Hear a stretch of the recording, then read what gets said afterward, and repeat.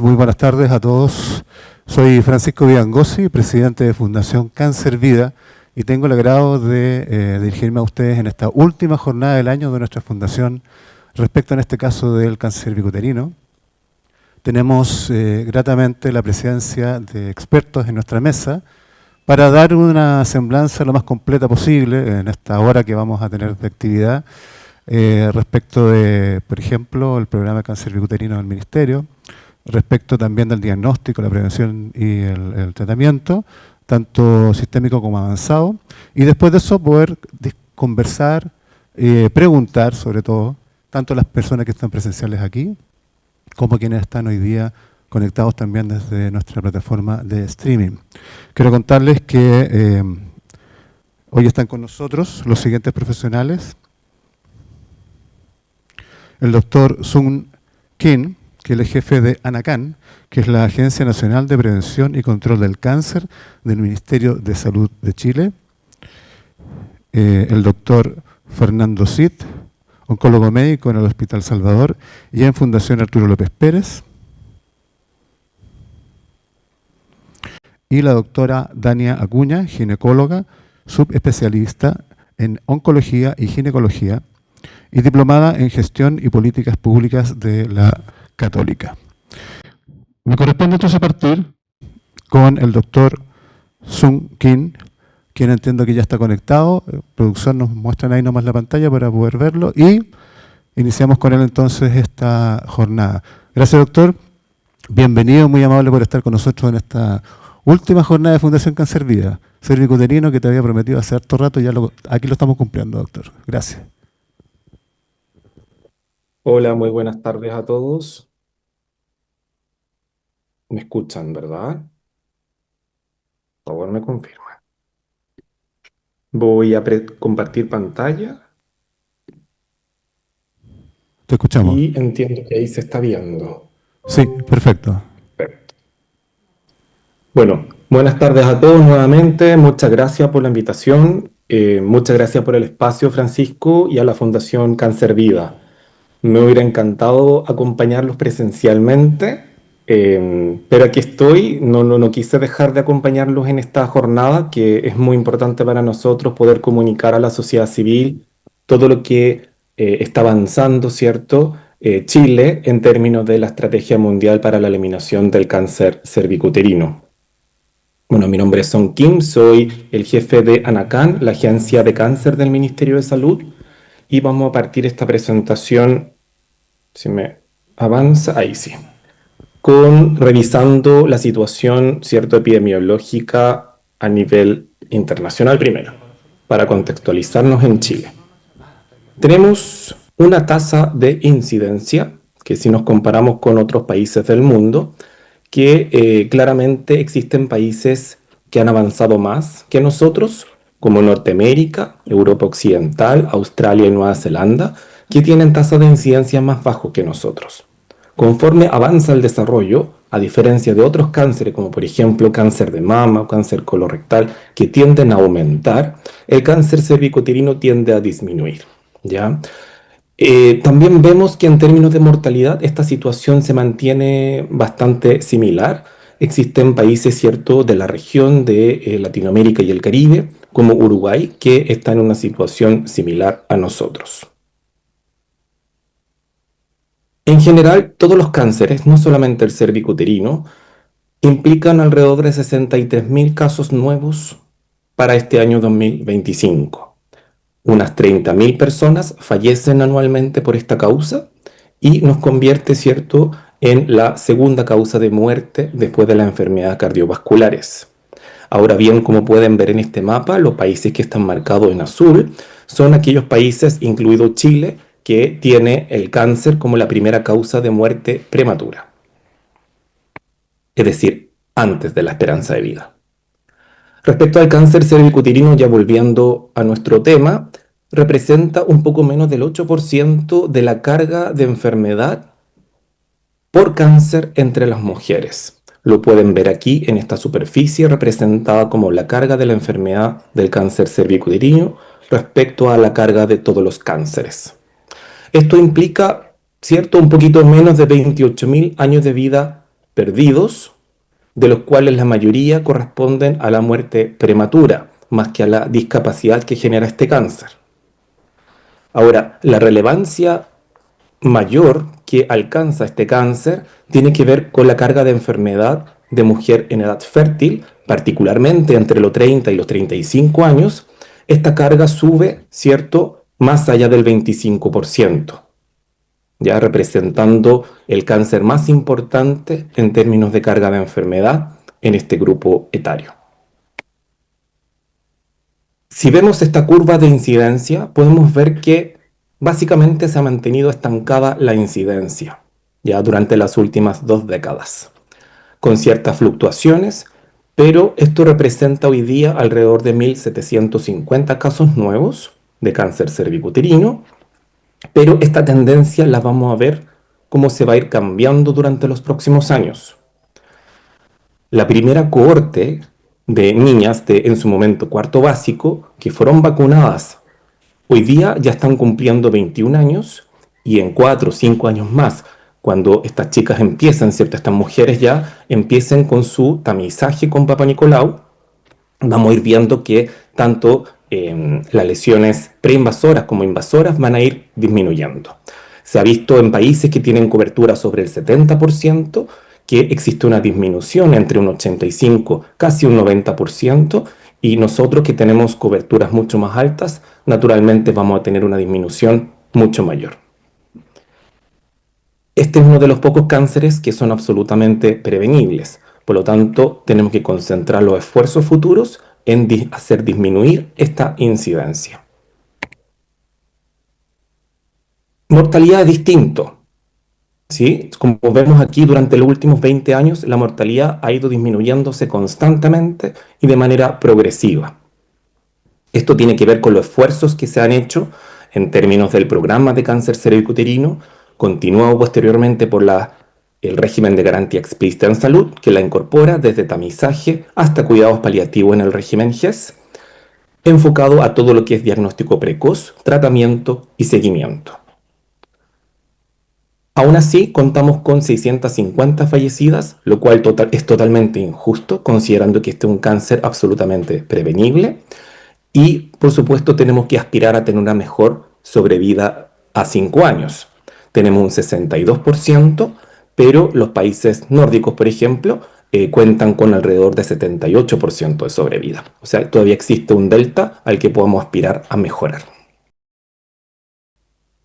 Les comentaba ya desde las políticas públicas, podemos partir de los años 60, cuando se introduce el Papa Nicolau en Chile, en la atención primaria, pero naturalmente un gran hito de políticas públicas es el Programa Nacional para la Pesquisa y Control del Cáncer Cervicuterino del año 87.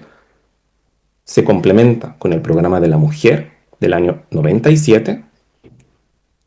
La garantía explícita en salud, que no solamente incorpora a cáncer cervicuterino como un problema de salud, el número 3, sino también el examen de medicina preventiva, que incluye el Papa Nicolau, así como los cuidados paliativos.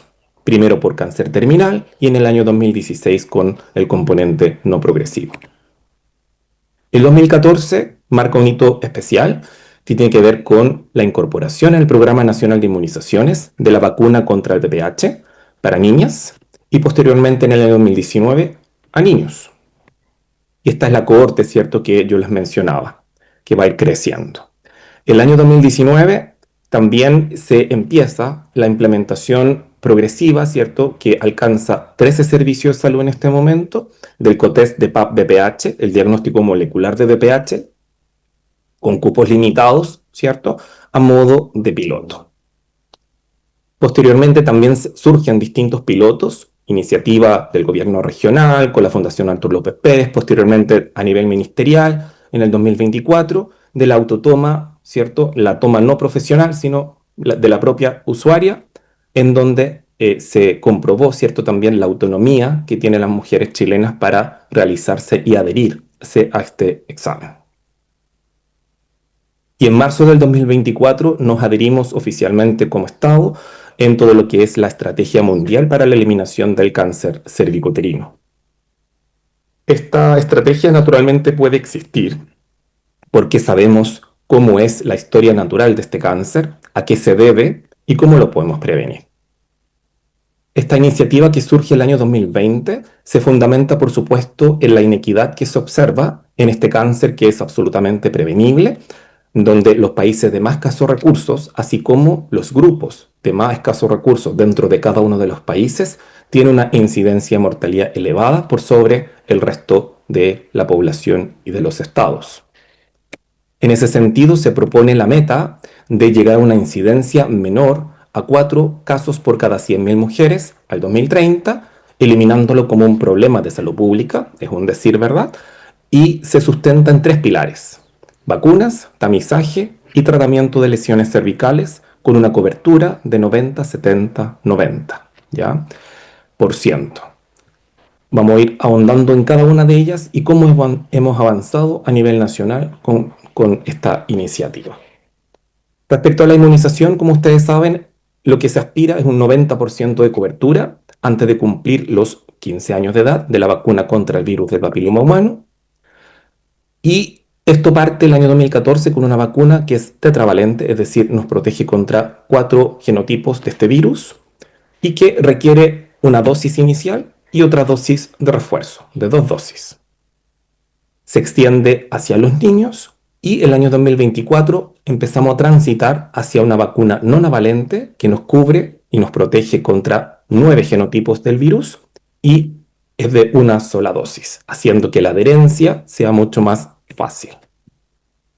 La estrategia de catch-up, ¿cierto? Y la puesta al día permite ir aumentando la cobertura. Recordemos que tuvimos un periodo de pandemia donde se redujo, ¿cierto? En parte esta cobertura. Y como ahora estamos vacunando este 2025, todos con vacuna no navalente de una dosis, a niñas y niños de cuarto básico, entre quinto y octavo básico, está la posibilidad también de ponerse al día, estando en establecimientos educacionales, así como la puesta en día para niñas de hasta cuarto medio y niños hasta segundo medio en contexto de vacunatorios. Esto absolutamente de manera gratuita y universal, tanto en el sistema público como privado. Coberturas, tenemos 86,2% de niñas vacunadas antes de los 15 años. Esta es una información más reciente.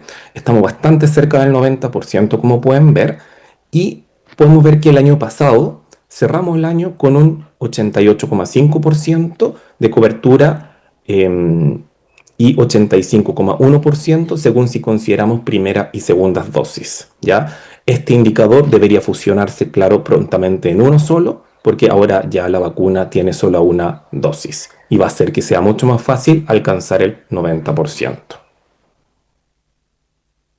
En cuanto a tamizajes, 70% de mujeres examinadas mediante pruebas de alta precisión entre los 35 y 45 años. En cuanto a tamizajes, nosotros, como les comentaba anteriormente, Papa Nicolau, ¿cierto? Ha sido el principal método.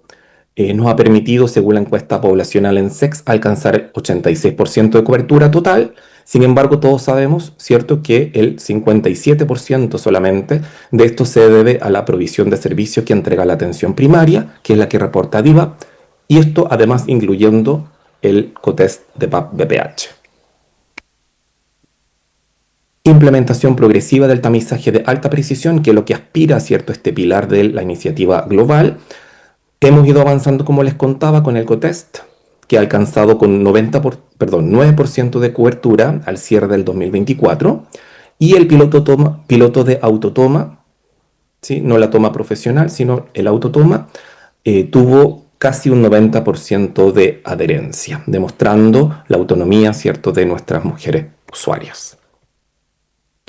Respecto a la implementación nacional de este test, que estaba, ¿cierto?, solamente radicado en 13 de los 29 servicios de salud con cupos limitados, es que el diagnóstico molecular para VPH para mujeres entre este rango etario que recomienda, ¿cierto?, organismos internacionales, lo vamos a tener garantizado bajo el GES a partir del 1 de diciembre.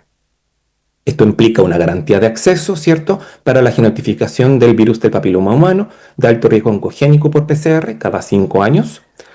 Esto se enmarca en el GES 90, en donde hay 3 nuevos problemas de salud por una inversión por sobre los 100.000 millones de pesos, el más grande que se ha hecho desde la creación del régimen. Y ya hemos repartido lineamientos. Es muy importante tener claro que este lineamiento solo complementa lo que no se condice con los lineamientos existentes. Esto hay que mirarlo de manera conjunta para su correcta comprensión, especialmente los servicios de salud que no han estado participando en la iniciativa de COTES de PAP-BPH.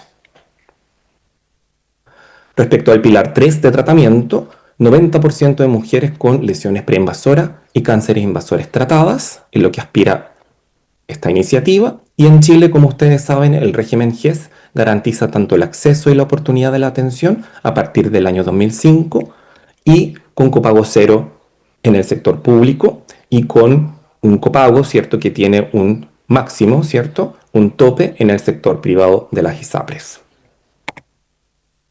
¿Qué implica esto? Lesiones de bajo grado o NIE 1, garantía de oportunidad de 180 días, NIE 2 y 3, garantía de oportunidad de 30 días, y cánceres invasores con una garantía de 20 días. Cerramos el año 2024 con 95,34% de cumplimiento de garantías. Sin embargo, por supuesto, esto es una ley. Lo que tenemos que aspirar todos es llegar al 100%. Y esperamos poder este año al cierre poder entregar mejores cifras. Como conclusión, podemos decir que el programa de cáncer cervicuterino seguido por el régimen de garantía explícita en salud se basa, ¿cierto?, en el tamizaje con Papa Nicolau y un tratamiento garantizado con acceso, oportunidad y protección financiera que ha impactado en la mortalidad. Desafío próximo es extender el diagnóstico molecular de BPH a nivel nacional a través del GES 90 y también que estamos alineados con las recomendaciones internacionales. En inmunizaciones tenemos un programa que es universal y gratuito, que va avanzando, ¿cierto?, en su cobertura con las nuevas cohortes. Tenemos un tamizaje de alta precisión recientemente garantizado, que nos va a ayudar a doblar esta curva, ¿cierto?, tanto de mortalidad como de incidencia con las inmunizaciones. Y el acceso garantizado a tratamiento oportuno y con protección financiera evita que hayan abandonos en el tratamiento. Y con todo esto aspiramos a alcanzar la eliminación del cáncer cervicuterino como problema de salud pública. Sería el primer cáncer en que podríamos aspirar llegar a su eliminación y probablemente dentro de los primeros países en las Américas en alcanzar esta meta.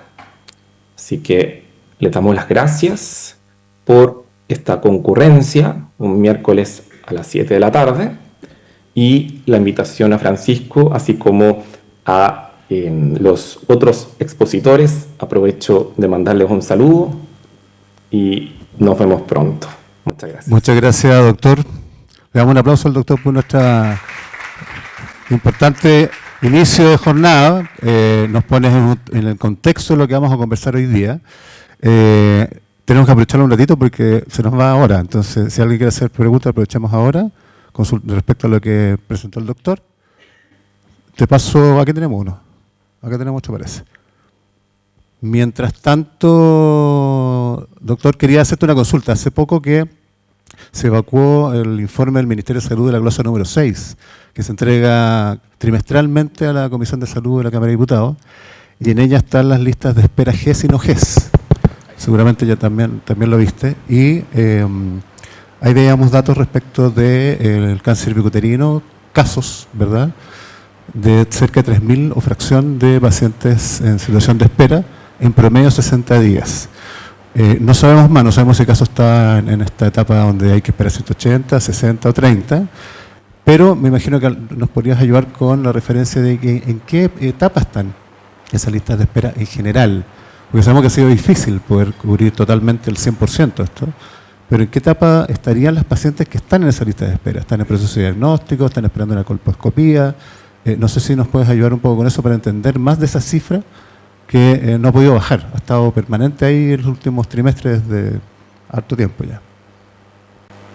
Sí, mira, Yo, por supuesto, desde la Subsecretaría de Salud Pública no estamos con directa injerencia sobre la lista de espera, pero sí les puedo contar desde la experiencia.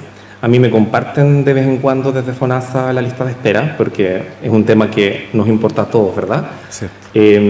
Generalmente, lo importante de las garantías de oportunidad es que no funciona como una lista de espera propiamente tal, ¿no?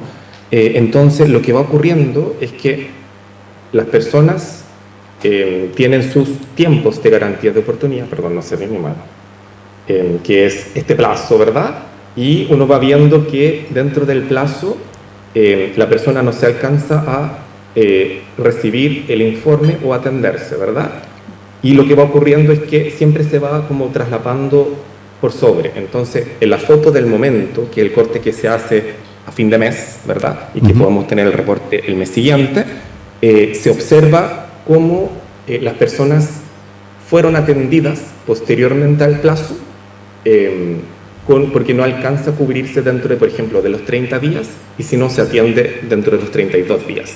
Entonces, constantemente vamos viendo cómo el sistema es demandado, con sobredemandado, ¿cierto?, respecto a su capacidad, pero lo importante y interesante es que esta lista de espera va circulando. No es que haya una persona, porque vemos 3.000 y en 2 meses más vemos 3.000, está esperando las mismas 3.000 personas. Sí, te entiendo, se renueva la lista. Sí. Sí. Claro, sí, no, sí te entiendo perfecto, pero ahí era un poco la pregunta, era por el lado de en qué momento del proceso queda esa persona en lista de espera. Pero no te entiendo perfecto. Tenemos 2 preguntas más, por favor. Buenas tardes, muchas gracias, doctor Zoom, por la presentación, súper buena. Vemos avances sobre este tema que es súper importante, que es el cáncer. La consulta que quería saber era respecto a la vacuna. Si bien es cierto, la vacuna está implementada para niños y niñas actualmente, personas que tengan ya un diagnóstico, o sea, resultados de biopsia con un NIE3, esas personas podrían acceder a una vacuna posterior a haberse contagiado con VPH con alguna cepa que sea las de cáncer, que son la 16 y 18. ¿Hay posibilidades de que el sistema público tengan acceso a la vacunación? Y si sirve a una protección antes de los 45 años. Sí, se acaba de lanzar un actualizado de todo lo que es las recomendaciones para vacunas especiales. ¿Sí? En ese documento que actualiza el último que estaba, que es del 2018, se incluyen estas vacunas VPH de uso terapéutico.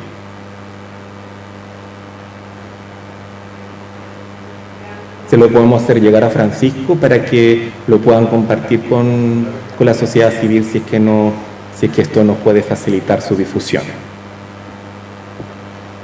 Sí. Hola, un placer, doctor. Ay, no sé si mirar para allá o para acá. Bueno, Macarena Silva, tengo una pregunta y un ofrecimiento, la verdad, porque de hecho yo estuve en audiencia con el MinSal la semana pasada hablando sobre autotoma, porque yo soy diseñadora y tengo un dispositivo médico que vendría a ser la primera autotoma desarrollada en Chile, que va a entrar en estudios clínicos en los próximos meses. Y quería saber cuáles eran los planes para incluir nuevas tecnologías que se estén dando acá en todo lo que tiene que ver con tamizaje en este caso. Perdón, si me puedes repetir, ¿con qué tecnología están trabajando? Dispositivo de autotoma, desarrollado por nosotros. Ah, excelente. Sí, los lineamientos que estamos bajando, y también estamos al mismo tiempo actualizando el protocolo, ¿no? El protocolo vigente de cáncer cervicuterino es muy antiguo, si no me equivoco es del 2015, y con todos los cambios que han habido, ¿cierto? Naturalmente tenemos que actualizar. Hoy día lo que difundimos es un lineamiento que complementa, ¿cierto? Y rectifica los algoritmos y los procesos que estaban definidos en el piloto de COTEST VPH, que surgió el 2019-2020. Siempre hemos tenido el consenso de que no nos vamos a cerrar a que mejores tecnologías o mejores oportunidades se restrinjan. Esto quiere decir, por ejemplo, si algún servicio de salud puede ofrecer esta prestación con financiamiento central, así como con financiamiento local, todo lo que es BPH para fuera del rango etario, o bien con autotoma, ¿cierto?, para facilitar el acceso, derribando algunas de las barreras socioculturales también, no solamente de distancia, y respecto a la genotipificación también, si está marcado, ¿cierto?, 16, 18, 45, perfecto. Si pueden hacerlo individualizado completo, nosotros felices. Así que a eso vamos a atender. Yo entiendo que no puede estar en el última ley del hoy, porque teníamos una reunión con el grupo Pinda, pero sí me imagino que quedaron contactadas con María Paz, que me subrogó la reunión, para que podamos conversar posteriormente. Y muchas gracias por el ofrecimiento. Bien, doctor, muchas gracias entonces por tu participación. Te agradecemos y te liberamos para que continúes con tu vida normal en esta tarde. Muchas gracias, que estén muy bien. Gracias por tu tiempo. Muchas gracias por estar con nosotros. Bueno, vamos a algunos comentarios. Una, por supuesto, a nuestros auspiciadores que hacen posible que estemos en esta tele, que tengamos rico cafecito, que tengamos los equipos para hacer streaming, etcétera, y que es el laboratorio Abbott. Amiga, muchas gracias al equipo de oncología, además que siempre nos apoya todo este año por lo demás. Y ahora quiero dejar entonces a la doctora Dania Acuña, que aparece en esa fotografía, y que a propósito de lo que hablábamos de la vacuna, vamos también a entrar en ese tema en tu exposición. Justamente. Entonces vamos con la doctora Dania Acuña en el tema de prevención y manejo del cáncer cérvico-uterino. Sí, que por acá. Bueno, hola a todos, gracias a los que vinieron, los que están conectados. Me declaro políticamente incorrecta, así que todo lo que... Perdón, pero te tenía que decir eso porque quiero que también discutamos algunas cosas y tengamos también una visión crítica de la situación de coberturas y todo eso. No es mi idea ir en el antagónico, pero tenemos que hablar las cosas como son y la realidad e informar un poquito. Somos un país libre. Así que bueno, Francisco me pidió hablar de prevención, diagnóstico, tratamiento, o sea, imposible en 15 minutos, así que voy a enfocarme en algunas cosas que son importantes para nosotros como mujeres, como pacientes, como funcionarios de la salud y que atendemos mujeres que tenemos que estar actualizados.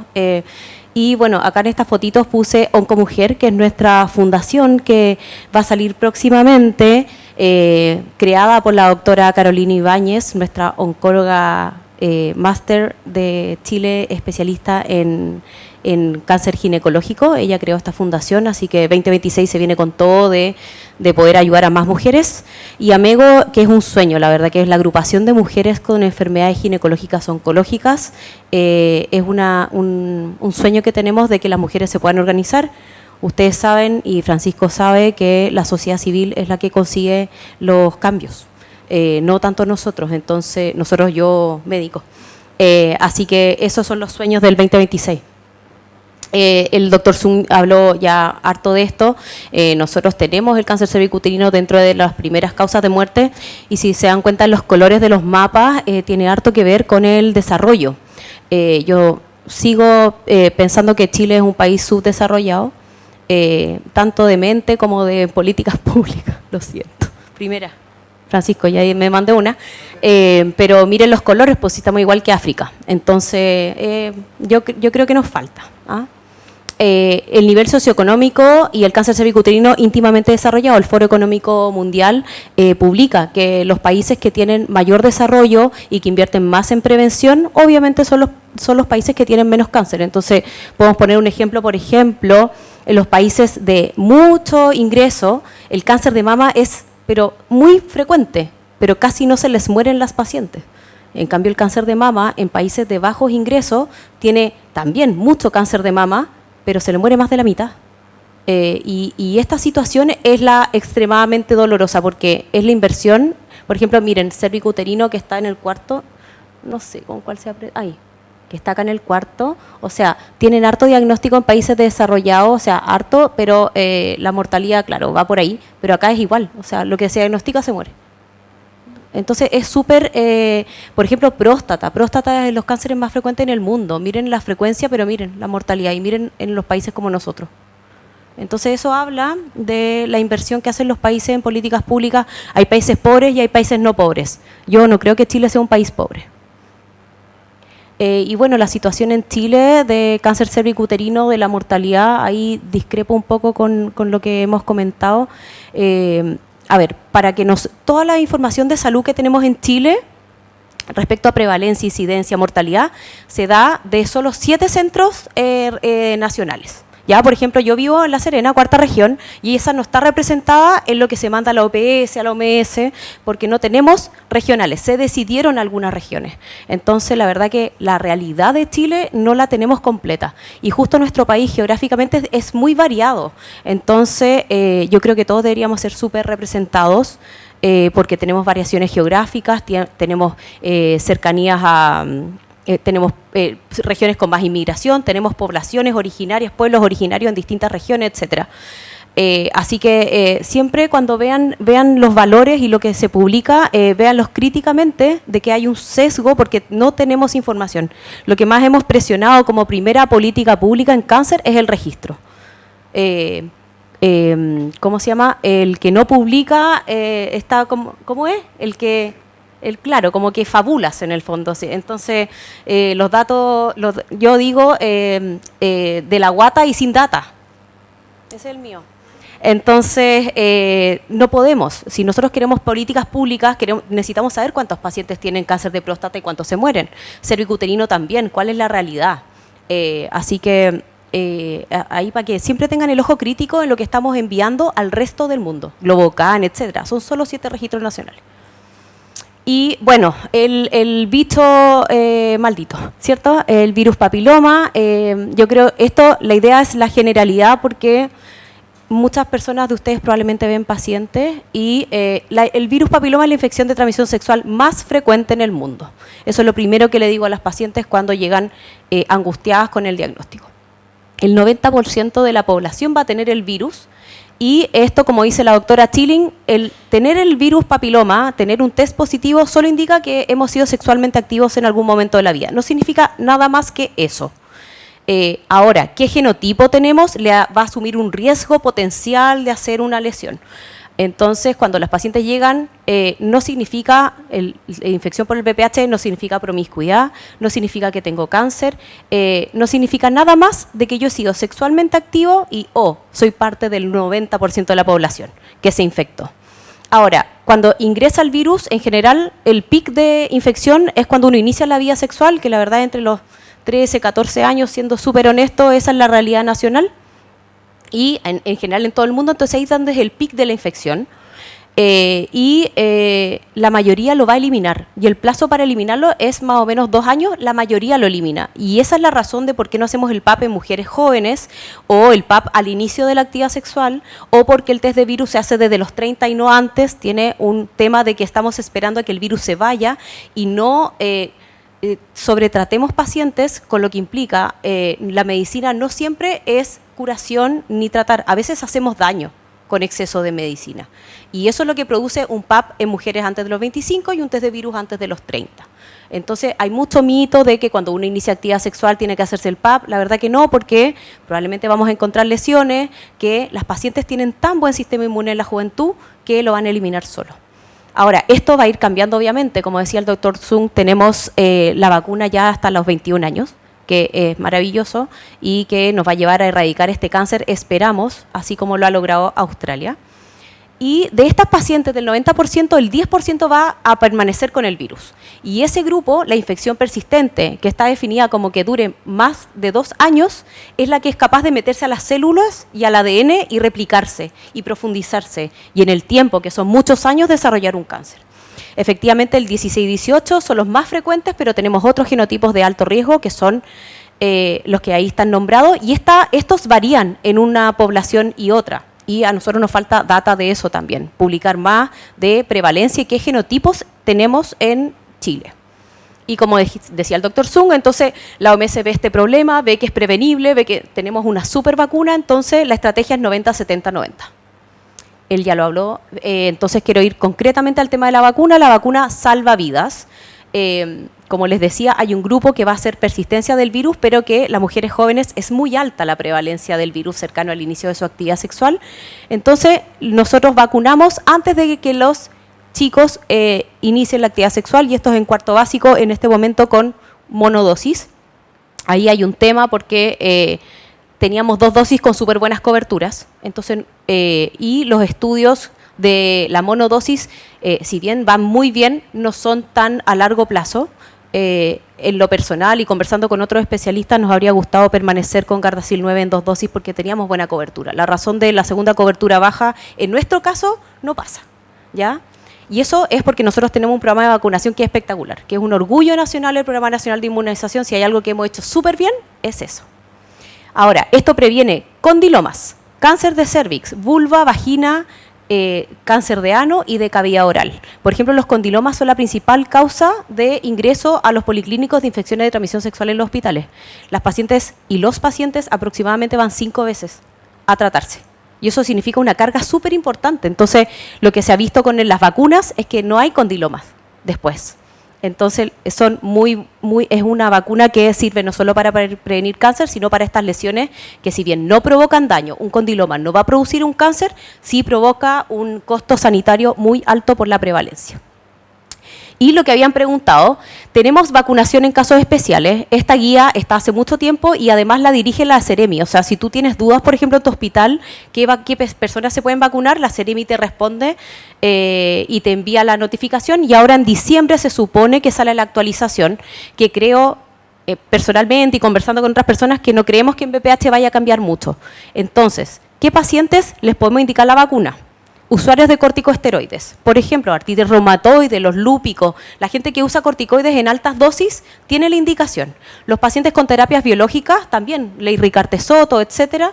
Los pacientes VIH hasta los 26 años, los pacientes receptores de trasplante, las pacientes con NIE 2 y 3 en una biopsia de conolip menos de 3 años de antigüedad. O sea, si alguna persona tiene un cono y no han pasado 3 años y no le pusieron la vacuna por X motivo, puede ir a pedir su vacuna.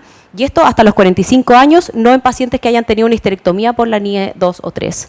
¿Y esto por qué? Porque la vacunación post-tratamiento en mujeres en estas edades reduce el riesgo de recurrencia hasta en un 60% independiente del genotipo. Así que esto tiene un fundamento. Salió un paper hace muy poco que estaba un poco para atrás esta indicación, pero por el momento nosotros seguimos vacunando porque yo siempre le digo a la paciente, al virus le gusta tu cuerpo, va a volver. Entonces, hagamos todo para que no vuelva. Ahora, las personas víctimas de violencia sexual hasta los 26 años también tienen la cobertura. Ahora, ¿cuál es el problema?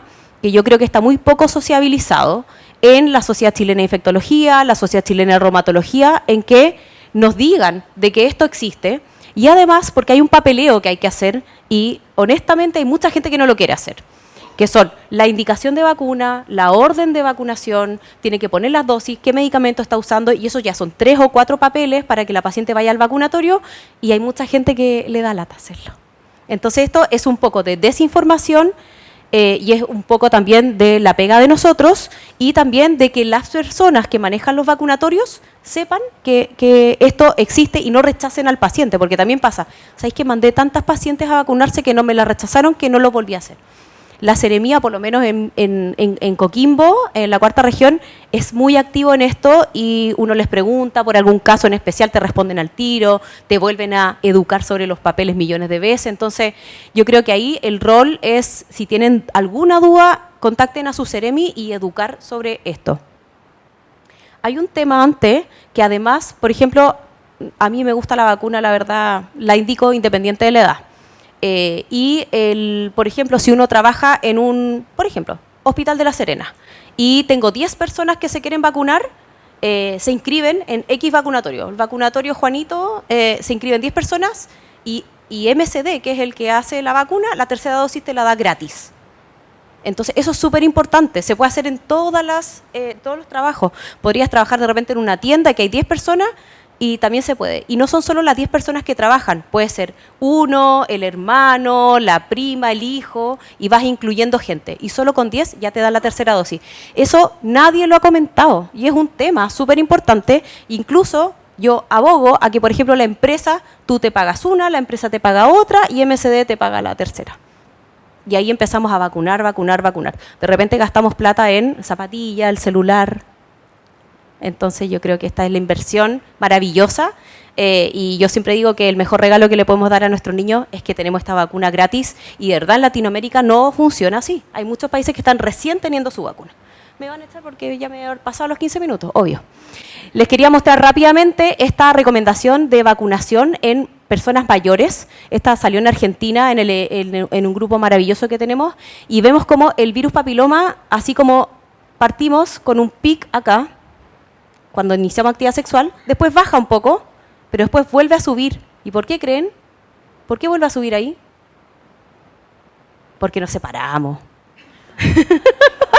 Tenemos pololo, no tenemos el derecho a reiniciar nuestras vidas, si es que no, ya. Bueno, Francisco no, pero entonces, y miren, por ejemplo, el hombre, mira, la mujer tiene, según las edades, está un poco chico, pero mira, son distintos gráficos de prevalencia de infección por el virus, pero el hombre siempre constante, forever. ¿Qué significa eso? Que es el portador, es uno de los portadores, entonces el hombre no hace el clearance tanto, lo lleva, no hace lesiones. Raza maldita. lo permanece, lo contagia, pero no hace tantas lesiones. Ya, sí, es broma, es broma. Así que esto es súper importante por el tema de la vacunación en población adulta. La vacunación no está prohibida a mujeres mayores de 45 años, solo que el estudio llegó hasta los 45, punto. Así que yo en general indico a todo el mundo la vacuna. Si una paciente, si el cáncer desde que te infectas hasta que haces un cáncer son 20 años, una mujer que me llega en 70 años se infectó a los 50. Y tenemos hartas pacientes mayores con cáncer, así que ojo, va por ahí también. Y lo otro que puedes no infectarte, pero tener el virus en dosis súper baja, en carga viral muy baja, y con la inmunosenescencia que se nos produce cuando nos ponemos mayores, se reactiva y aumenta su carga, así que también puedes hacerlo así. Entonces, la vacuna, sí. El PAP entre los 25 y los 29, como les decía, es el mejor test por lo que yo les digo de que hay un tema de eliminación y solo un grupo muy acotado va a hacer lesiones y antes de los 25 es extremadamente raro tener pacientes así. El BPH, también habló la autotoma el doctor Zung, y las colposcopías que están diciendo que van a ir a atención primaria, que creemos que ahí puede haber un tema que hay que arreglar, modificar o por último que nos inviten a opinar. Salió este lineamiento, el doctor Zung es uno de los que lo presenta, de que ahora tenemos BPH por el MinSal, 35 a 45 años, y con unos nuevos criterios de derivación, que son el 16, 18 y el 45. Y ahí me habría encantado que hubiera estado el doctor acá, porque nosotros publicamos 2 trabajos este año en grupos colaborativos de BPH, en que nos daba la prevalencia de 16, 51 y 31, 16, 31 y 52. Entonces, nos encantaría saber por qué se eligió el 45 sobre otros genotipos, siendo que estos son los genotipos más frecuentes en otros países, porque nosotros tenemos muy poco publicado. No somos Finlandia, no somos Suecia. Así que ahí tenemos una duda de por qué se decidió esto, y por qué esta guía no tenía ningún oncogine en el grupo colaborativo. Y lo otro es que también esta guía dice, me van a echar, ¿cierto?, del país. Implementación de esta garantía no excluye que los servicios de salud bajo gestión local puedan extender la cobertura de tamizaje a otros grupos etarios, de acuerdo a su priorización y disponibilidad. O sea, inequidad. Porque si yo me muevo en la 4ª región, porque a mí me encanta el tema, pero en la 3ª no están ni ahí, entonces la paciente tiene... Entonces no puede ser tan abierto, mi opinión. Échame nomás, ya. Colposcopía, no voy a alcanzar más, ¿se acabó? ¿Sí? Ya. Bueno, como 40 minutos. No, mentira. Bueno, y cuando tenemos el test de virus positivo, vamos al hospital, nos derivan y nos toman las biopsias, nos miran el cuello del útero. Algunas pacientes no son candidatas a estudio de biopsia porque el cuello se ve normal y otras que sí. Y ahí es donde tenemos activados los GES y empiezan los tratamientos. Y tenemos una guía que lamentablemente es del 2015, pero está en proceso de actualización, en que tenemos que las pacientes que tienen lesiones de bajo grado o NIE 1 van a un seguimiento y las pacientes con NIE 2 y 3 van a los conos y vacuna, para que sepan, hasta los 45 años. Y hay un tema que el test de virus papiloma debería haber además sido ingresado como un test de cura. El test de cura es que al año del cono nosotros les hacemos un PAP con un test de virus y si está negativo se va de alta. Entonces, por ejemplo, en el Hospital de La Serena logramos meter el test de virus antes que en atención primaria, porque le dijimos al director de que si es que la paciente no se hacía tantos controles, todos ganamos. Entonces, el test de cura, ¿qué hacemos? La paciente tiene el cono, la citamos al año. O sea, menos controles, ningún PAP entre medio, menos colposcopía, menos biopsia, menos daño a la paciente. ¿Qué hace eso? Costo-efectividad, mayores ingresos para que veamos a las pacientes y así no trasladamos la colposcopía a atención primaria y así ¿qué hacemos? Que las matronas vean lo que necesitamos que vean en atención primaria, que es educar a nuestras pacientes, atender la morbilidad que ya se manejan perfecto, anticoncepción y darles el pase para que empiecen a atender menopausia. Y bueno, el cáncer cervicouterino tiene un tratamiento multimodal, que yo creo que esto ya lo hablamos el año pasado, quiero terminar en esta parte, porque el doctor nos va a hablar de las terapias en cáncer avanzado, que es el tema que nosotros tenemos que pelear el 2026 por nuestras mujeres. Existe un GES, existen los reclamos, los plazos están estipulados hace mucho tiempo y tienen un fundamento clínico, así que el llamado es a siempre hacer los reclamos cuando no se cumplan los GES. El único que gana de esa forma es el paciente. ¿Cuáles son las falencias del GES? No hay tanto anatomopatólogo, no tenemos tanto radiólogo informando, a veces nos piden exámenes que no están en la canasta, como los PET, la resonancia que va a salir ahora. No tenemos los centros de radioterapia, tenemos lo mismo de siempre. Mis pacientes, por ejemplo, se tienen que ir a Viña 6 semanas solas, dejan a sus hijos, algunos los sacan del colegio, o sea, produce un daño terrible el no tener los centros de radioterapia cercanos donde uno quiere tratarse y llegar a la casa y que la abracen en la noche cuando llega de su radio.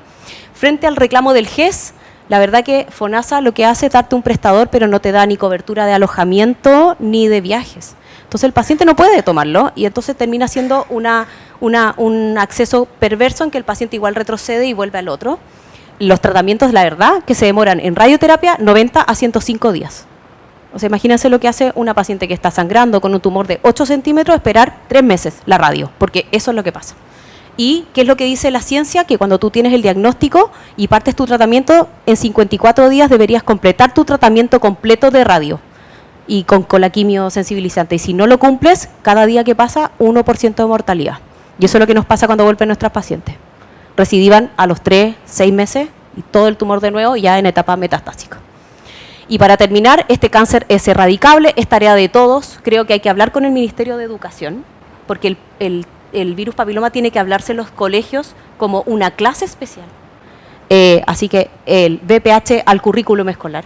Hay que hablar todo el tiempo del VPH, tiene que salir más en la tele, no puede ser algo que todavía nos dé vergüenza. Tenemos estigma, nadie quiere hablar de esto. Ahora, por suerte, se habla más.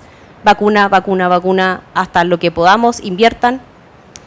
Alianzas público-privadas, aquí está, me encantó esto porque se juntan las dos carreteras y es mejor, pues, una mejor carretera donde juntas lo público y lo privado. Nuestra sociedad civil, las políticas públicas, aprendamos a elegir a nuestros políticos, seamos empáticos y rehabilitemos y reinsertemos a nuestras pacientes cuando sufren cáncer. Gracias.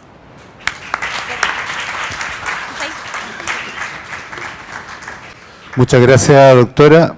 Creo que cuando nos conocimos yo no sabía lo que me metía, pero era por el caso justamente de una paciente que estaba bastante delicada y que tenía esta derivación a la quinta región, al Van Buren, si no me equivoco, para radioterapia, ¿te acuerdas?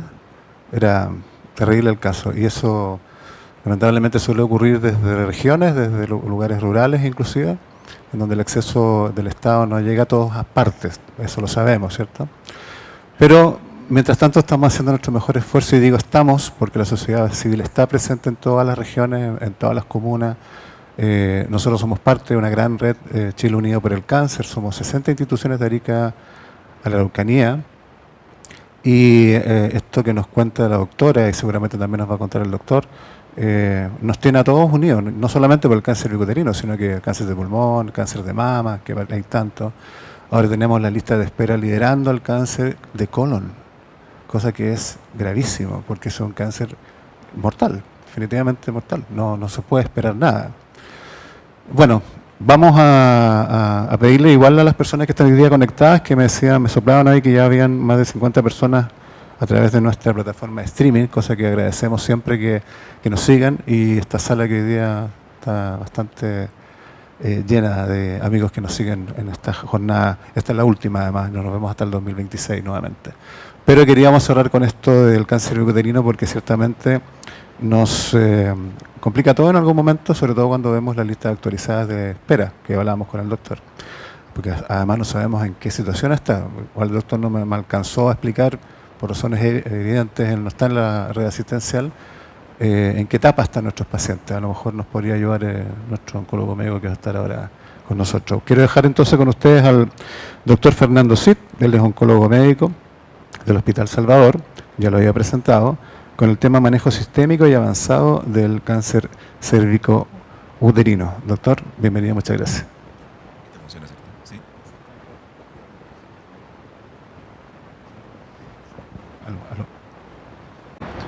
Perfecto, muchas gracias por la invitación.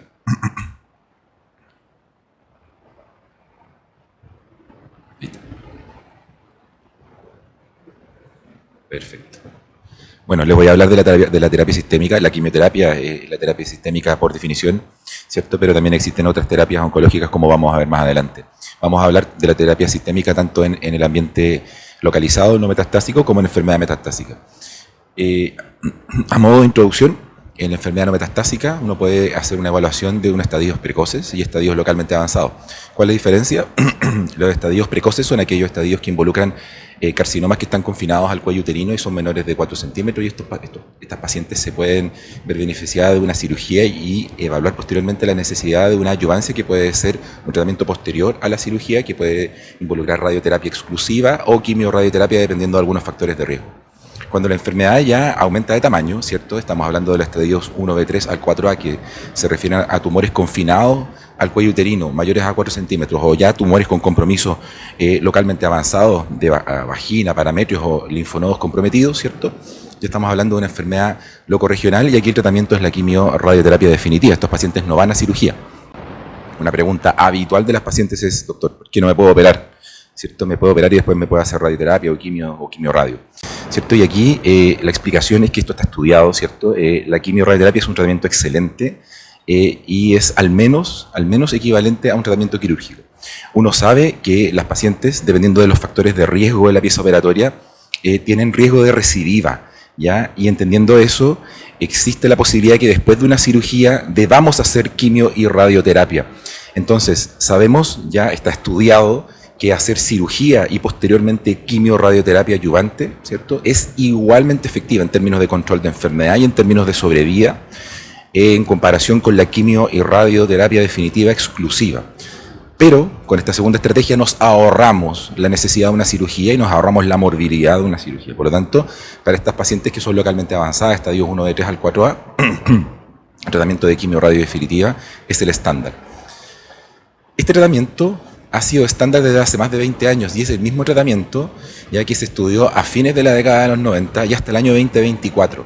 Y consiste en un tratamiento de radioterapia externa, ¿cierto?, que son 5 semanas, y durante esas 5 semanas se hace una administración semanal ambulatoria de una droga que se llama cisplatino, ¿ya? Esta droga se utiliza en dosis bajas, ¿ya?, que actúan teóricamente con fin radiosensibilizador, ¿ya? Es una quimio bastante amigable, bastante bien tolerada, tiene los efectos adversos transversales a la mayoría de las drogas oncológicas de quimioterapia, ¿cierto?, que son la fatiga, el decaimiento, las náuseas, los vómitos, los trastornos gastrointestinales, como la diarrea o el estreñimiento, ¿cierto?, pero son de baja incidencia, ¿ya? Y un tratamiento en líneas generales bastante bien tolerado. Cuando por alguna razón el tratamiento de radioterapia externa se debe prolongar más allá de 5 semanas, por razones muchas veces de morbilidad o a veces temas administrativos, nosotros hacemos una administración adicional y hacemos una 6ª semana si es que es necesario, ¿ya? Y posteriormente las pacientes hacen un tratamiento de braquiterapia que complementa a la quimio y radioterapia que les acabo de comentar.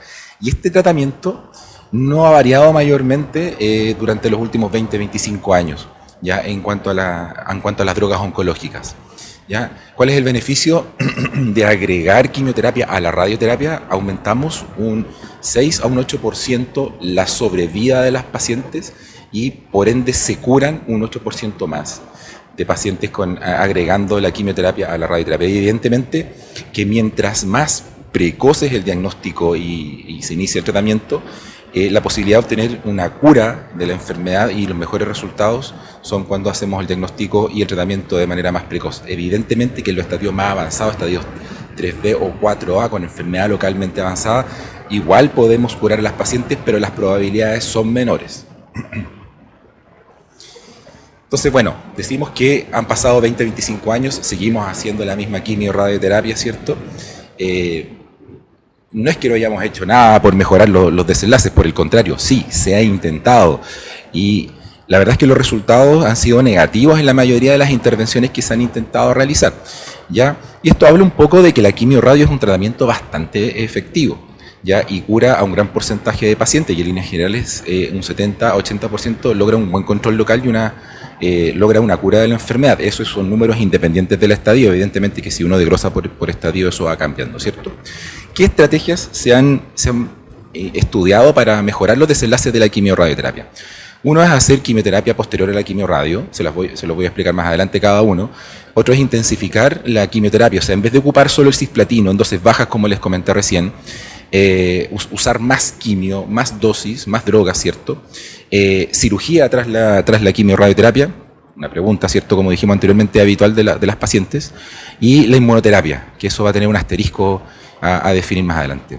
En general no han mostrado un gran beneficio en sobrevida, salvo un detalle en particular que les voy a contar. Entonces, a la izquierda está un estudio que se llama OTBAC, que es un estudio que evaluó dos grupos de pacientes, ¿cierto? A un grupo de pacientes se les realizó el tratamiento de quimio-radioterapia convencional, y al segundo grupo de pacientes se les realizó el mismo tratamiento de quimio-radio, pero posteriormente se les hizo quimioterapia en dosis más altas, que nosotros llamamos de terapia sistémica, ¿cierto?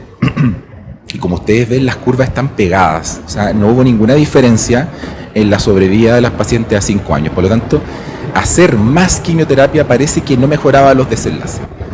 A la derecha, un segundo estudio del grupo Gineco, que es un grupo italiano, que intentó hacer una cirugía después de que se hizo un tratamiento de quimio-radioterapia y se logró una respuesta completa en imágenes y en examen físico. Y como ustedes pueden ver también, si bien hay una diferencia numérica en los porcentajes de ambos grupos de pacientes, esto no fue estadísticamente significativo y por lo tanto tampoco se considera una alternativa terapéutica al día de hoy. Este es un estudio súper interesante porque es de los pocos estudios que en los últimos años logró obtener un beneficio tanto en sobrevida libre de progresión como en sobrevida global, que es un grupo mexicano, ¿ya? Y que intensificó la quimioterapia de dos maneras. Uno, agregó una segunda droga de quimioterapia, que es la gemcitabina, al cisplatino. Y posteriormente, una vez que haya terminado la quimioradio, se agregaron algunos ciclos adicionales de quimioterapia con cisplatino y gemcitabina, ¿ya? Y este estudio es interesante porque en ese momento, cuando se publicó, esto es el año 2011, fue el primer estudio en los últimos 15 años en ese momento que logró demostrar un beneficio clínico en los pacientes. Pero ¿cuál fue el problema? El problema fue la toxicidad. Si ustedes ven ahí la toxicidad hematológica G3, G4, que estamos hablando de toxicidades graves, que son de riesgo vital, que requieren hospitalizaciones, ¿cierto? Fue casi 3 veces más, 71% versus 23%. Y las hospitalizaciones también fueron cerca de 3 veces más, ¿cierto? 30% de las pacientes se hospitalizaron por efectos adversos del tratamiento. Y el detalle más importante es que hubo 3 fallecidos a causa del tratamiento. Entonces, nosotros queremos curar pacientes, ciertamente, pero no queremos que fallezcan por culpa de nuestro tratamiento. Entonces, este tratamiento, si bien en el número mejoró la sobrevida, la verdad es que no es algo que se haya implementado por la excesiva toxicidad que generó, y del punto de vista además del diseño del estudio no quedaba claro si el beneficio realmente era por la gemcitabina que se agregaba durante la quimioradio o por la gemcitabina que se agregaba después de la quimioradioterapia. Así que la verdad es que este estudio se desestimó a pesar de que numéricamente tuvo resultados positivos. Y ya en la época más actual hablamos de inmunoterapia. La primera inmunoterapia que se estudió en un ensayo clínico randomizado, fase 3, fue el durvalumab en el estudio CALA. Y en este estudio se hizo la misma quimioterapia que hemos conversado, ¿cierto?, de 5 semanas con cisplatino más braquiterapia, ¿cierto? Pero en la rama experimental se agregó una inmunoterapia que se llama durvalumab, ¿cierto? y se hizo un tratamiento por 2 años de inmunoterapia. La verdad es que los resultados fueron decepcionantes. Todos pensábamos que este tratamiento podía ser positivo y que iba a curar más pacientes, pero lamentablemente no lo logró y se sumó a los otros estudios antes mencionados que no lograron buenos resultados. Todo esto hasta el año 2024, donde se publican 2 nuevos estudios, en los cuales traen noticias bien interesantes. El primer estudio se llama Interlace. Es un estudio que motiva bastante en su diseño, porque simplemente lo que se hace es hacer quimioterapia antes de la quimioradio, lo que se llama una quimioterapia de inducción, con 2 drogas, una que se llama carboplatino y otra que se llama paclitaxel, en dosis semanales por 6 semanas, y luego la quimioradioterapia estándar. Y esto se comparó con otra rama que solo tenía quimioterapia y radioterapia de manera estándar, como lo hemos conversado anteriormente. Y este es un estudio que resultó positivo en términos de sobrevida libre de progresión, ¿cierto? Alrededor de un 9%, y demostró un beneficio en términos de sobrevida global, alrededor de un 8% a 5 años. O sea, se curaron más pacientes con esta intervención, que es una intervención muy simple, es hacer una quimioterapia, ¿cierto?, de inducción previo a la quimioradio, que es una quimioterapia ampliamente disponible, ya que es el carboplatino y el paclitaxel. ¿Cuál es el problema de este estudio? Porque no todo puede ser tan maravilloso. El problema es que en el diseño del estudio probablemente las pacientes no se asemejan a la realidad de la mayoría de las pacientes de nuestros centros asistenciales. El tema de este estudio es que las técnicas de radioterapia que se implementaron en su mayoría fueron radioterapias un poco antiguas, ¿cierto? Y las técnicas modernas de radioterapia solo estaban presentes en 1/3 de las pacientes. Entonces, la duda realmente es, ¿el beneficio aquí, en este estudio, fue porque hubo una radioterapia deficiente o es porque realmente la quimioterapia es efectiva administrarla antes de la quimioradioterapia? Está la duda. ¿Ya? Es un estudio positivo, ¿cierto? Se curaron más pacientes con esta técnica, pero por alguna razón no ha sido implementado por la mayoría de los grupos y no está implementado ampliamente en las guías internacionales. ¿Ya? Existe también otra razón por la cual este estudio también ha perdido un poquito de peso, y es porque en paralelo se publicó el estudio Keynote A18. Este estudio utiliza inmunoterapia con una droga distinta a la anterior. ¿Ya? Se utiliza un anticuerpo monoclonal que es un anti-PDL1 que se llama pembrolizumab, y se utilizó junto a la misma estrategia de quimioradioterapia que hemos conversado anteriormente. Entonces están los 2 grupos, el de arriba, ¿cierto?, es de la quimio y radio convencional más pembrolizumab, que es la inmunoterapia, que se completaron 2 años de tratamiento en total, versus abajo en color rojo la quimio-radio sin inmunoterapia. ¿Ya? Y este estudio demostró beneficio en términos de sobrevida global, ¿cierto?, que fueron alrededor de un 8% de sobrevida global a los 3 años, y también tuvo beneficio en términos de sobrevida libre de progresión. Entonces, este estudio, a diferencia del anterior, aquí por definición y para que las pacientes pudieran participar, debieron haber recibido estrategias modernas de radioterapia. Por lo tanto, no tenemos este sesgo de si la terapia sistémica vino a subsanar una técnica insuficiente de radioterapia. Por lo tanto, este tratamiento sí se ha implementado ya en las guías clínicas internacionales, tiene aprobaciones por la EMA, por la FDA, ¿cierto? ¿Cuál es la limitante aquí? Es el costo, ciertamente.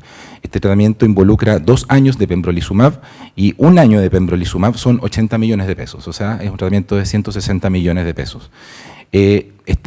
Por el momento esto no está implementado en nuestro sistema de salud y no existe una aprobación por el ISP para esta indicación al día de hoy. Si ustedes me preguntan a mí, yo en lo personal creo que este es algo por lo que nosotros deberíamos intentar abogar e implementarlo en el futuro, ya que es una estrategia con la cual estamos curando más pacientes. Y como ustedes ven, el porcentaje es entre un 7 a un 8% a 3 años de más pacientes curadas, ¿cierto? Y eso hace que haya una reducción del riesgo relativo de mortalidad que llega casi al 30%. Luego pasamos al escenario avanzado, a la enfermedad metastásica, ¿cierto?, en la cual, a diferencia de los escenarios anteriores, ya no podemos lograr la cura de la enfermedad, pero sí nosotros intentamos un control de la enfermedad por el mayor tiempo posible y mejorar la sobrevida. Les pongo esta diapositiva para contextualizarnos un poco, porque la historia del cáncer cervicuterino metastásico es un poco triste en comparación con los otros cánceres, porque yo aquí les puse una imagen de uno de los escenarios clínicos del cáncer de ovario. El cáncer de ovario avanzado tiene al menos 4 escenarios clínicos distintos, y solamente le estoy colocando una en la cual ustedes ven que hay un montón de hitos.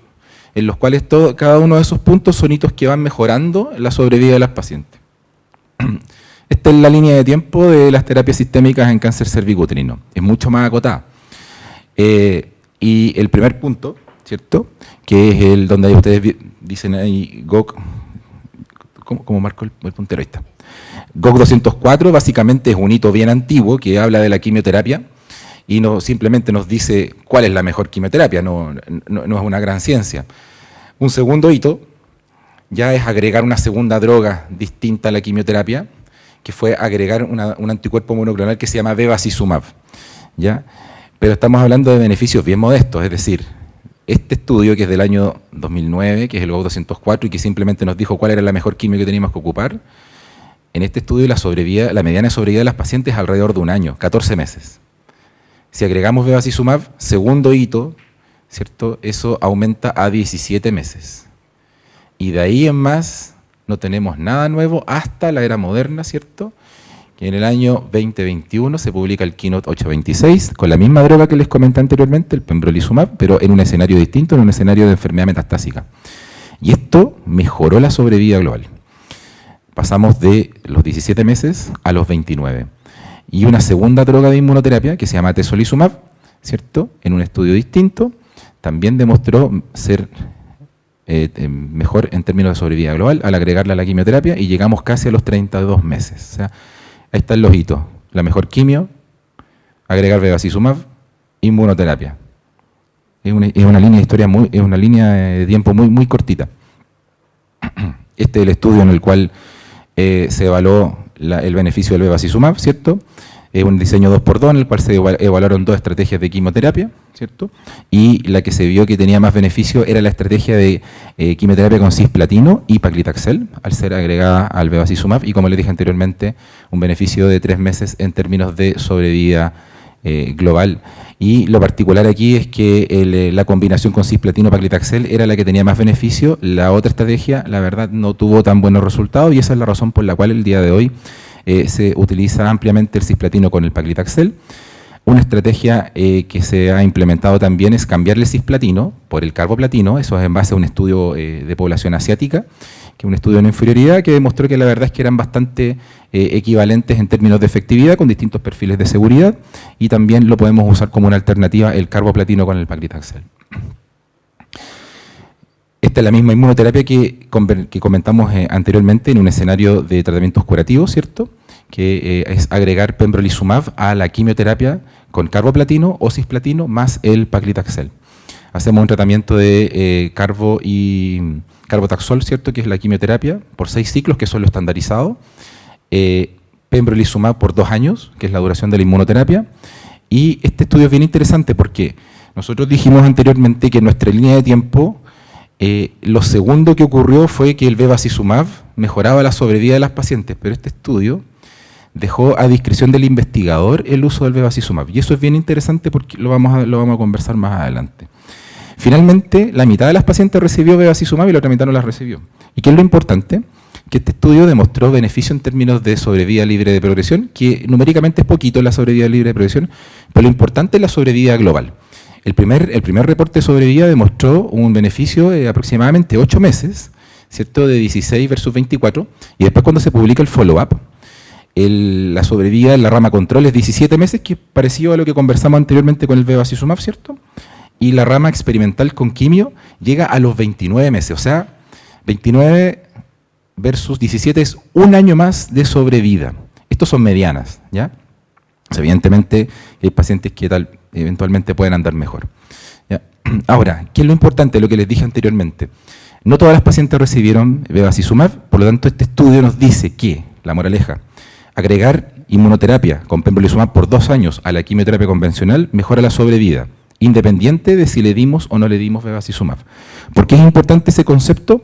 Porque son drogas de alto costo. Ya dijimos que el pembro son 80 millones al año, son 160 millones hacer este tratamiento, y el bevacizumab, si bien cada vez va bajando de peso, porque es una droga que ya lleva hartos años implementada, sigue siendo una droga de alto costo. De hecho, para ciertos cánceres, como cáncer de colon, tenemos que solicitarla a través del programa de drogas de alto costo, ¿cierto? Entonces, poder abaratar los costos de tratamiento es una estrategia interesante en este estudio, ¿cierto? ¿Cuál es el problema de este estudio? Existe un biomarcador que se llama CPS, ya que básicamente nos quiere decir la expresión del marcador PDL1, ¿cierto? Y como dijimos anteriormente, el pembrolizumab es una droga anti-PDL1, por lo tanto, pareciera ser que es un predictor de la respuesta.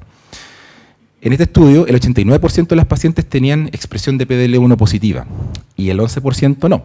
Por lo tanto, sabemos que en este estudio podemos sacar como conclusión que esta estrategia de tratamiento es útil en pacientes con PDL1 positivo. Pero ¿qué pasa con aquellas pacientes con PDL1 negativo? ¿Sirve o no sirve?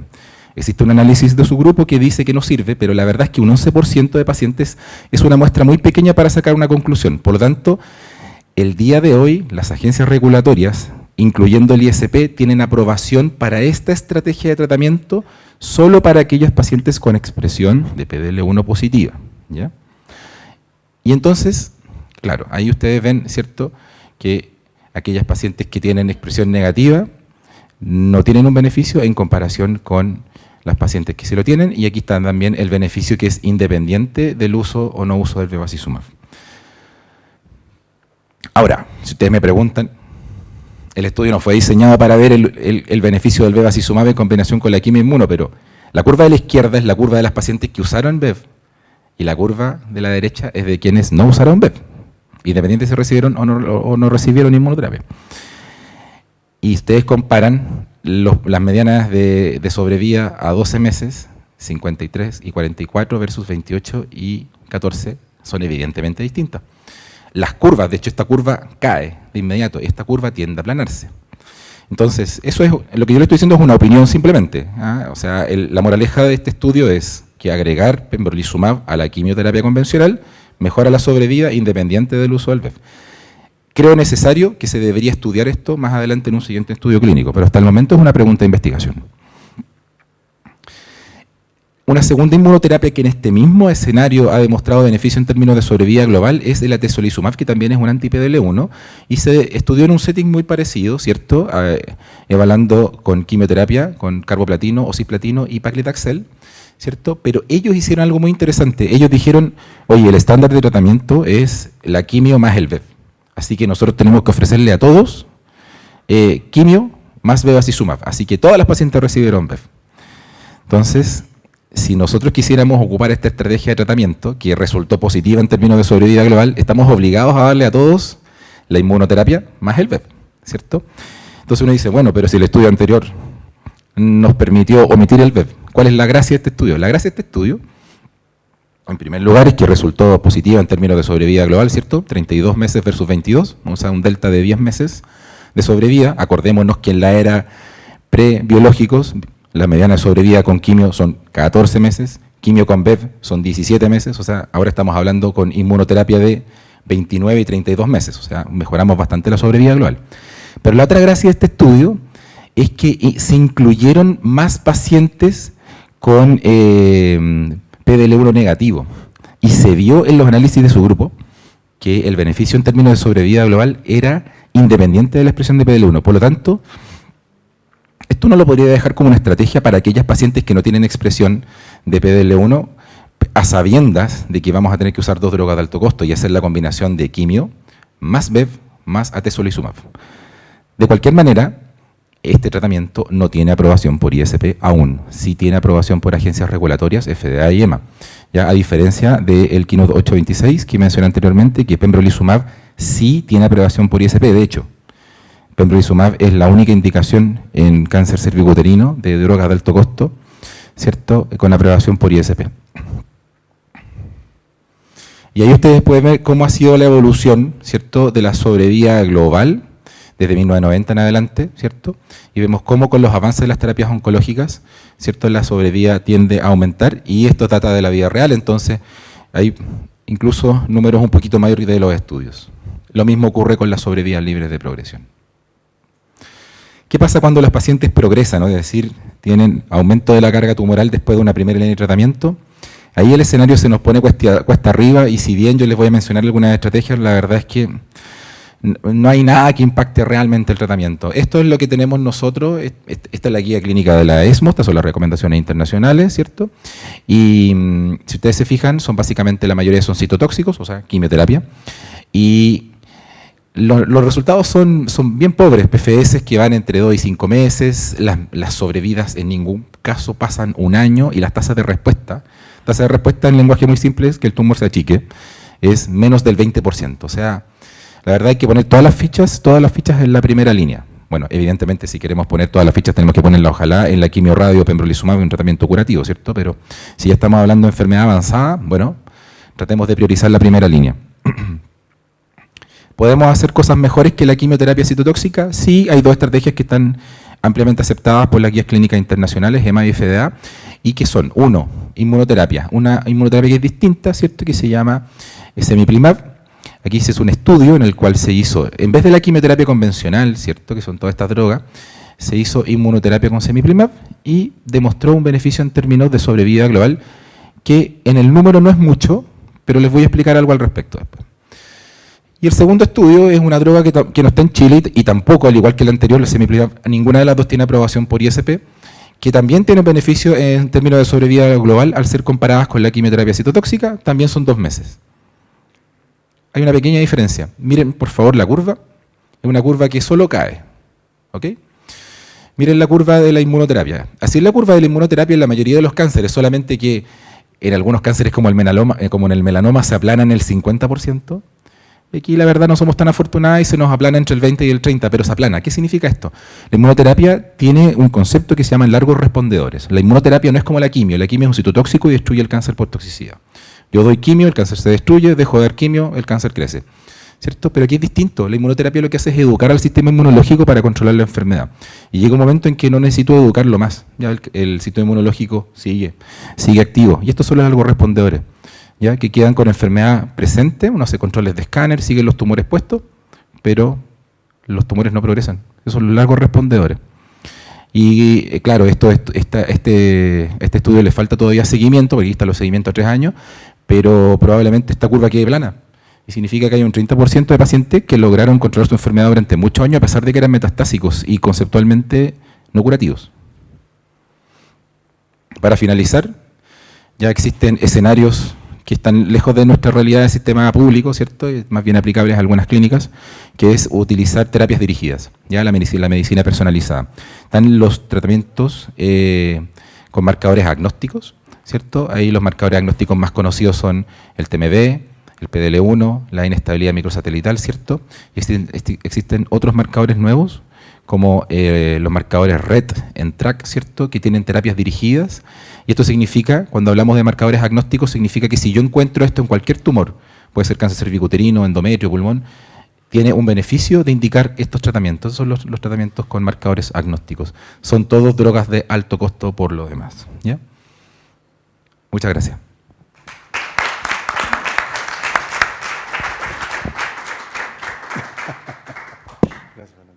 Te invitamos acá para que tomemos asiento, Dani Acuña de La Serena. Del Serena. Bueno, lo que vimos recién, que es bastante complejo para quien no tiene la formación del doctor, lo que sí logramos intuir es que durante todos estos años de desarrollo en el 90 que usted mostró, doctor, te voy a decir tú la verdad, Fernando, se ha avanzado mucho en la ciencia y cada vez es más rápido. Ahora, la respuesta que nosotros podemos dar desde el punto de vista de país al acceso a este tipo de tecnología sanitaria es mucho más lenta. Hay algunos estudios que muestran que nos demoramos hasta 10 años en actualizar nuestro pool de acceso a tecnología sanitaria y otras áreas. Por lo tanto, siempre va a ser importante diagnóstico precoz, el autocuidado, cosa de evitar que las tasas sigan creciendo como están hasta ahora y además estar eventualmente en una lista de espera que no tiene ninguna gracia estar esperando. Sabemos que el paciente no espera, toma una acción por sí solo y va al sistema privado con lo que tiene, lo que puede y gasta lo que no imaginaba en tratar de salvar su vida. Recuerdo los conceptos de sobrevida global, libre de proyección, pero también se ha incorporado el tema de la calidad de vida. Entonces, el tema del enseñamiento terapéutico, dice, esto va a funcionar, lo va a tener vivo, pero a costo de qué calidad de vida. Quisiera ahí que pudiéramos desarrollar un poquito ese concepto, si hoy día estamos mirando eso, y por otro lado también hay algunas preguntas bioéticas respecto de qué le podemos dar y que a pesar que no esté cubierto, lo que hablábamos en la tarde, cuando llegaste. ¿qué podemos dar, que está disponible, que podría comprar, pero que no está cubierto? ¿Le indicamos al paciente esa terapia? Pero sabemos que le va a costar mucho. Bueno, una serie de preguntas. Los invito a ustedes también, por favor, a que hagan preguntas, así como las que han llegado a través del chat, que ya se las compartía la doctora, por ejemplo. Entonces, lo que te pregunté primero, respecto a seguridad global, libre progresión, pero con calidad de vida. ¿Cuál es hoy día tu experiencia clínica, Fernando? Bueno, en primer lugar, la mayoría de estos estudios tienen estudios de calidad de vida. Es fundamental. Fundamental para que las drogas oncológicas y particularmente drogas oncológicas de alto costo tengan aprobaciones. Pues las agencias regulatorias deben tener estudios de calidad de vida y son estudios que están positivos. Es decir, ¿qué significa esto? Que no se deteriora la calidad de vida con el tratamiento oncológico. Eso en primer lugar. En segundo lugar, que si bien existen efectos adversos que son esperables por los mecanismos de acción de las drogas oncológicas, estos efectos adversos en general son aceptables, tolerables y manejables, ya que en general no requieran hospitalización y que puedan ser tratables en casa. Eso es fundamental, y que la mayoría de estos efectos adversos sean reversibles. ¿Ya? Entonces, sí, efectivamente uno ve que existen análisis de calidad de vida por ese aspecto, pero además hay otro punto que tiene que ver con la calidad de vida, y es que cuando uno logra un control de enfermedad, una reducción de la carga tumoral, también disminuimos los síntomas atribuibles a la presencia del tumor. O sea, mientras menos tumores o mientras más pequeños sean los tumores, generamos menos complicaciones. En estos casos, menos dolor pelviano, que muchas veces no es fácil de controlar, ¿cierto? Sangrado ginecológico que puede motivar consulta al servicio de urgencia. Entonces, está la esfera de los efectos adversos, pero también está la esfera del síntoma del tumor primario, que cuando nos va bien con el tratamiento también mejoramos la calidad de vida en ese aspecto. Fernando, el tema del enfrentamiento multidisciplinario, ¿eso también tiene un efecto positivo en el paciente cuando se puede accionar correctamente? ¿Me falta un poco de audio aquí, Daniel? ¿No? ¿No se escucha bien? ¿Me parece? ¿Ahí sí? ¿Ahí está mejor? Te lo comento porque nos toca participar en una de las guías clínicas importantes, y dentro de las cosas que nosotros pusimos como recomendación o buena práctica era el acompañamiento oncológico del paciente. Entonces, no sé si todos los centros, tú trabajas en El Salvador, tienen esa posibilidad de tener un equipo multidisciplinario disponible para el paciente mientras es tratado, y aparte de eso, entender que el acompañamiento oncológico como el manejo también emocional del paciente, que muchas veces no tiene redes de apoyo, y la sociedad civil de alguna manera acciona en esa área también. La verdad es que contamos en el hospital con bastante apoyo. ¿Ya? Tenemos apoyo de psicóloga en lo particular, y tenemos una psicóloga que es dedicada exclusivamente al servicio de oncología. Entonces nos permite acceder de manera muy expedita a ella, y cuando tenemos una paciente que necesitamos intervención rápida, accedemos, le puede agendar hora el mismo día que nosotros la vemos. Entonces ahí estamos muy bien. Otras unidades de apoyo que también estamos muy bien es nutriología, ¿cierto? Geriatría, tenemos mucho apoyo de parte de ellos. Bueno, ¿cierto? bueno. Rehabilitación, kinesioterapia. En general yo diría que en el hospital estamos bastante bien con las unidades de apoyo. ¿Ya? Maravilloso. No sé si tienen preguntas ustedes aquí en la sala, por favor, libremente, levanten la manito nomás y aprovechamos a nuestros especialistas en este ratito que nos queda. Oye, que tan tímido hoy día, la otra vez estaban todos preguntando. Ya. Dania, bueno, me interesaría que compartieras tu realidad regional. ¿No? Sí, o sea, lo encuentro maravilloso que ustedes tengan esa opción. Creo que el GES tiene que hablar del acompañamiento y la rehabilitación. No hay rehabilitación para las pacientes integralmente. Por ejemplo, nosotros en región quizás se da menos recursos para esta parte, pero kinesiólogo pisopélvico tenemos lista de espera, la psico-oncóloga que tenemos tiene que ver también dolor crónico no oncológico. Entonces pierde un poco el enfoque de lo que debería estar haciendo de acompañar a las mujeres. Creo que también debería incluir asistente social, asistentes judiciales, porque muchas mujeres, la realidad la mujer que vive en Chile es una mujer que muchas veces convive o está separada, es cuidadora de sus hijos de forma mayoritaria, o si no, cuida a un familiar, trabajos irregulares, no contratadas.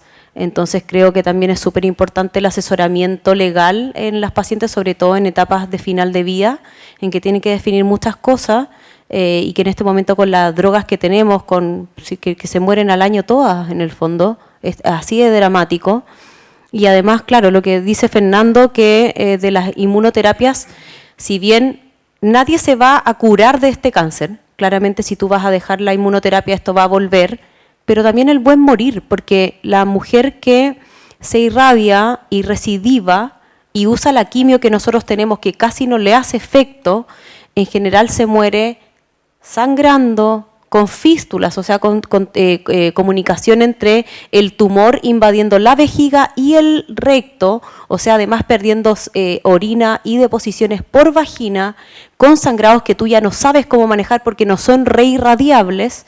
Entonces, tienen un muy mal morir, un mal morir que no es digno, ni para ellas, ni para una hija de 10 años que va a despedirse de su mamá, verla en esas condiciones. Yo creo que nosotros tenemos que aprender de cuando tenemos que soltar a las pacientes también el buen morir, y la inmunoterapia también implica eso, darles mejor calidad, como tú dices, efectivamente, al achicar el tumor, quizá no la vamos a curar, pero va a tener un mejor desenlace dentro de lo terrible que es, pero creo que este cáncer, que yo creo que fallamos en distintos niveles, o sea, no tenemos educación en los colegios, esto ya debería ser parte, BPH, el currículum escolar debería estar hace mucho tiempo, no se habla, es más fácil hablar de Angelina Jolie con el BRCA mutado, que se saca las pechugas, que son súper sociales, y todos corremos en octubre y todos rosados, pero nadie corre por el cáncer cervicuterino porque todos piensan que somos promiscuos por tener HPV.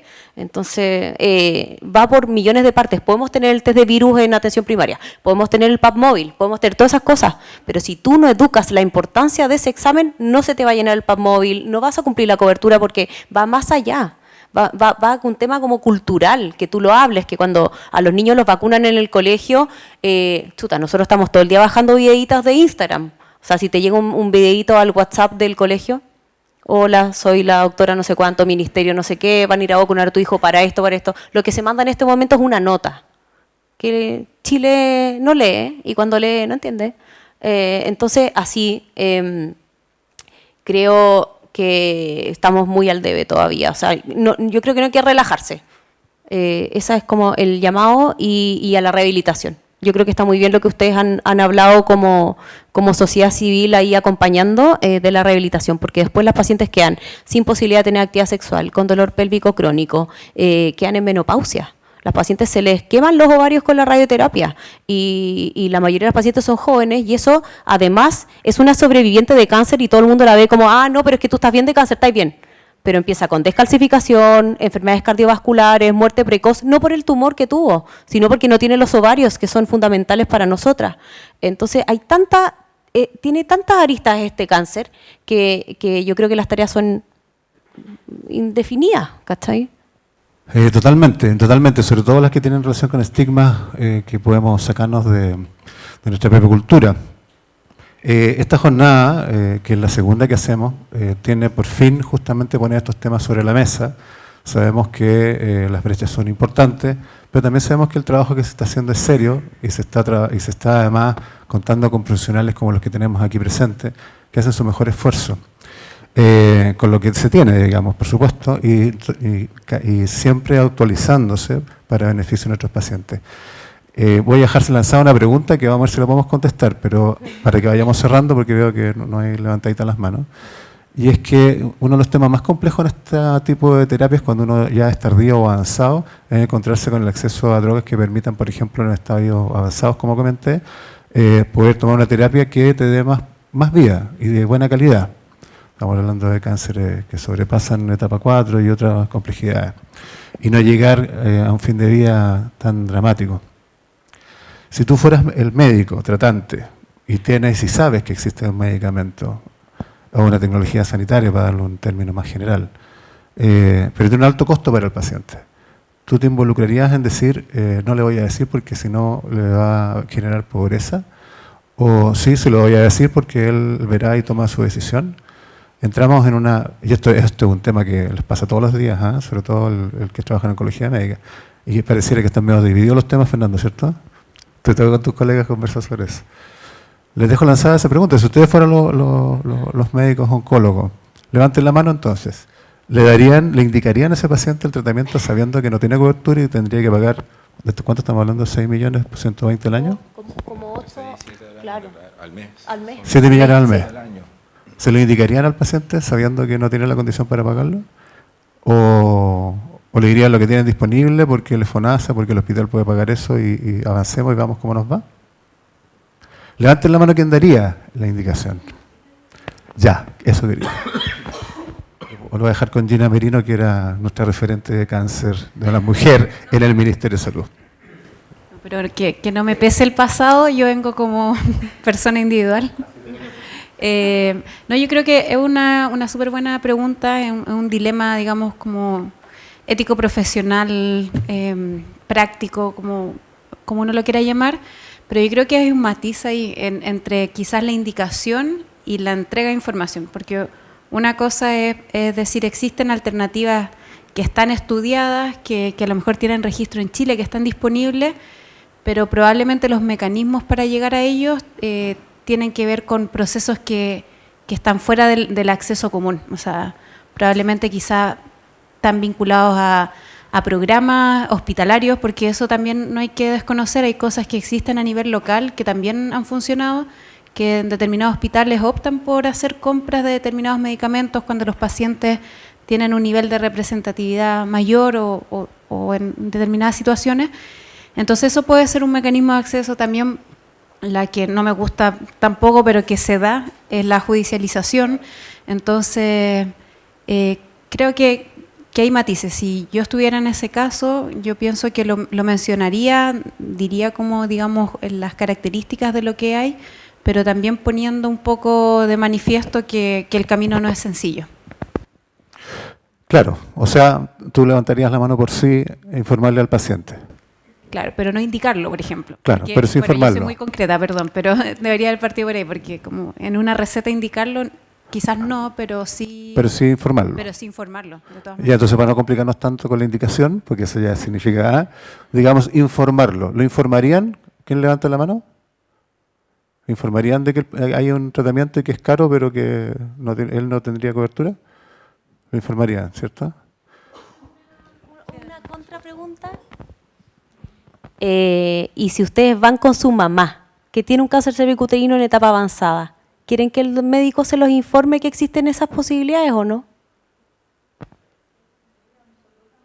Pero levante las manos. Sí, pues levante la manito para saber el porcentaje, la mayoría. Porque yo creo que hay que ser súper consecuente, aunque sea muy difícil trabajar en el sistema público y todo, y nosotros no tenemos todos los medios. Yo creo que nosotros deberíamos tratar a las pacientes como si fuera mi hermana, como si fuera mi mamá. Cuando perdemos esa empatía de indicar algo menos de lo que yo siento que merezco, creo que ahí estamos deshumanizando. Así que yo creo que siempre cuando tengan esos dilemas, yo creo que hay que jugársela. Y sí, yo creo que la Gina tiene mucha razón. No le podemos decir a una paciente que se va a curar del cáncer cervicuterino con pembrolizumab. Sí le podemos decir cuánto es la esperanza de vida. Le tenemos que decir cuáles son los costos, que no existe en el sistema público y que hay sistemas en que ella tiene que averiguar, pero tampoco nos podemos meter en los bolsillos de los pacientes. Fernando, ¿algún comentario final?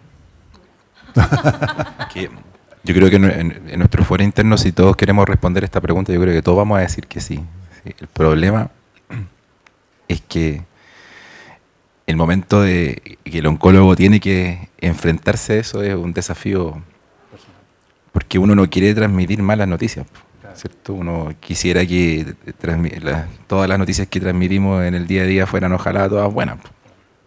Y evidentemente que entregar una mala noticia ya es algo malo, y tener que informar de que existe un tratamiento que puede que no te cure, pero sí puede prolongar tu vida en algún tiempo que es variable de paciente a paciente y que no lo puedes recibir porque no tienes el acceso económico, es desgarrador para el médico, ¿cierto? Entonces yo creo que ahí radica el problema. ¿Sí? Yo creo que todos vamos a estar de acuerdo en que tenemos que ser muy transparentes y honestos con la información. ¿Sí?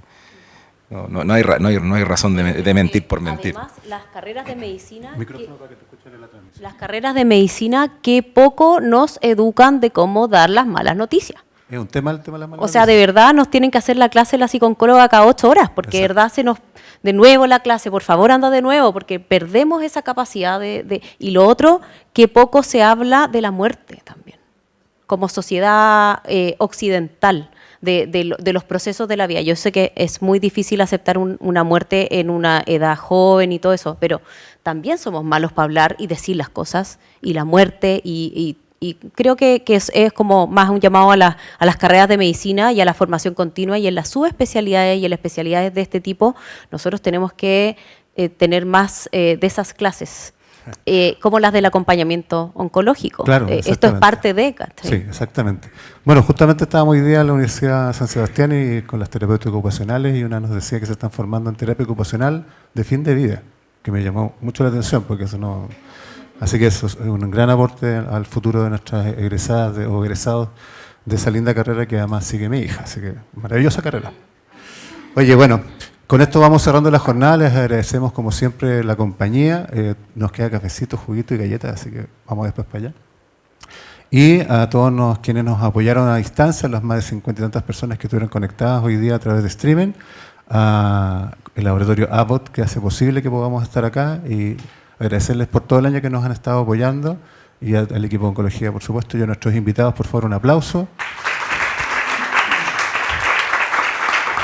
Tenemos unos pequeños presentes para ustedes también, para que no se vayan así con las manos vacías, que lo van a traer nuestra modelo. La mejor modelo. La que me aguanta hace 35 años. Una paciente modelo. Una paciente modelo. Nos sacamos una... Eso te iba a pedir, sí, por favor. Sí, para que nos pongamos ahí para una fotito. Pónganse ahí con Fernando. Sí, con la bolsita. Fernando y Dani, ahí pónganse para la foto. Nosotros también, pero ven, no te vayas.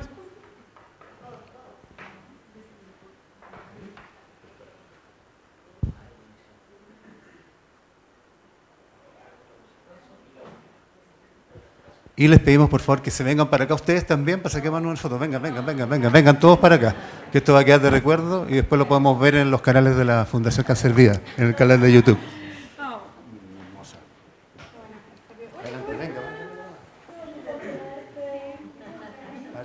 Ahí nos cuenta Pablo cómo no.